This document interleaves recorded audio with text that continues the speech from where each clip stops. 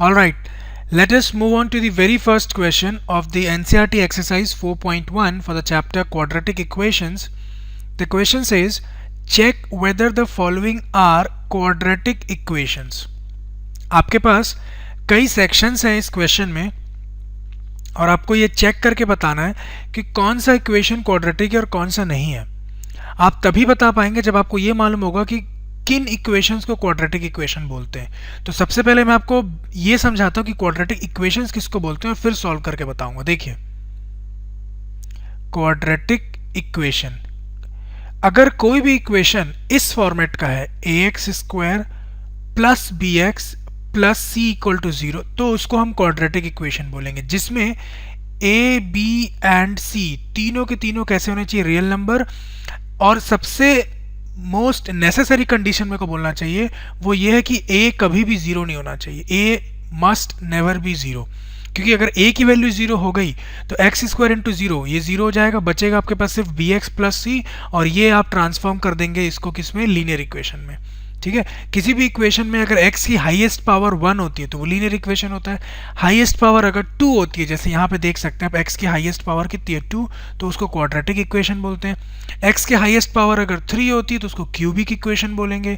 Highest power अगर 4 है तो उसको बाई क्वाड्रेटिक इक्वेशन बोलते हैं. अभी आपको सिर्फ ये चेक करके बताना है कि कौन कौन से क्वाड्रेटिक इक्वेशन है. ठीक, तो जितने भी इक्वेशंस आपको गिवन है वो सब इस फॉर्मेट को रिजेंबल करने चाहिए. ठीक है, देखते हैं सॉल्व करके. एक चीज और, b और c की वैल्यू अगर चाहे तो जीरो हो सकती है. यहाँ पे b और c जीरो हो सकते हैं, लेकिन a कभी भी जीरो नहीं होना चाहिए. ठीक है, b जीरो हो सकता है, c जीरो हो सकता है, लेकिन a must never be zero. चलिए अब इसको सॉल्व करके देखते हैं. फर्स्ट सेक्शन, फर्स्ट सेक्शन में आपको गिवन है x plus 1 whole square is equal to twice of x minus 3. तो सबसे पहले तो इसको डिड्यूस करना पड़ेगा, इसको सिंप्लीफाई करना पड़ेगा. तो ये LHS को अगर आप देखें तो ये a plus B whole square के फॉर्मेट में दिखेगा आपको, where x is equal to a and 1 is equal to b. तो उसको एक्सपैंड करिए आप a प्लस बी के होल स्क्वायर में, तो आपको मिलेगा ये a square plus b square, 1 को b मान रहा हूँ, प्लस 2ab, 2a की वैल्यू x इंटू b की वैल्यू 1 इज इक्वल टू, यहाँ पे आप 2 को मल्टीप्लाई कर दीजिए, 2 into x is 2x. Now 2 into 3 is 6, लेकिन यहाँ माइनस 3 है तो ये हो जाएगा minus 6. Further x square plus 1 का स्क्वायर इज 1, 2x इंटू 1 ये 2x हो जाएगा, is equal to 2x minus 6. अब आप देखिए LHS और RHS दोनों में 2x है तो कैंसिल हो गया.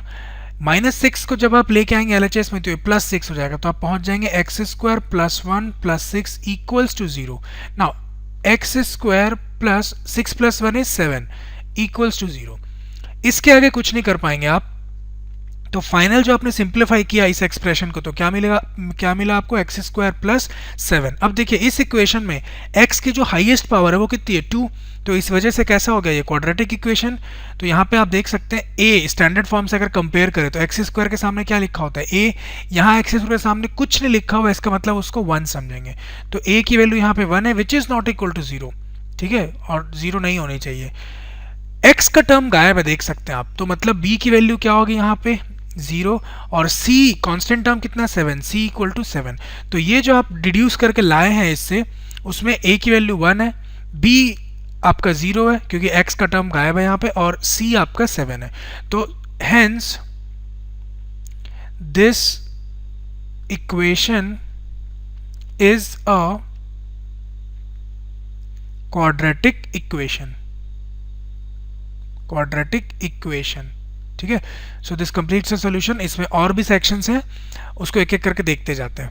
ठीक है, सेकंड सेक्शन देखिए आप, यहाँ पे LHS आपको गिवन है X square minus 2x is equal to, RHS में माइनस 2 इंटू 3 माइनस एक्स ये गिवन है आपको.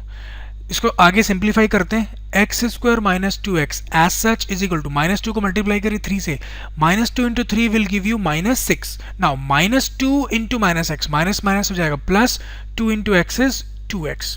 ठीक, अब इस 2x को आप यहाँ लेके आ जाइए, तो x square minus 2x plus minus 2x, ये तो माइनस 2x था ही, ये 2x प्लस वाला यहाँ आके वो भी क्या हो जाएगा माइनस 2x. नाउ माइनस 6 को जब यहाँ लाएंगे तो क्या बन जाएगा प्लस 6 इक्वल्स टू 0. RHS में कुछ भी नहीं बचा, वो क्या हो गया आपके पास 0.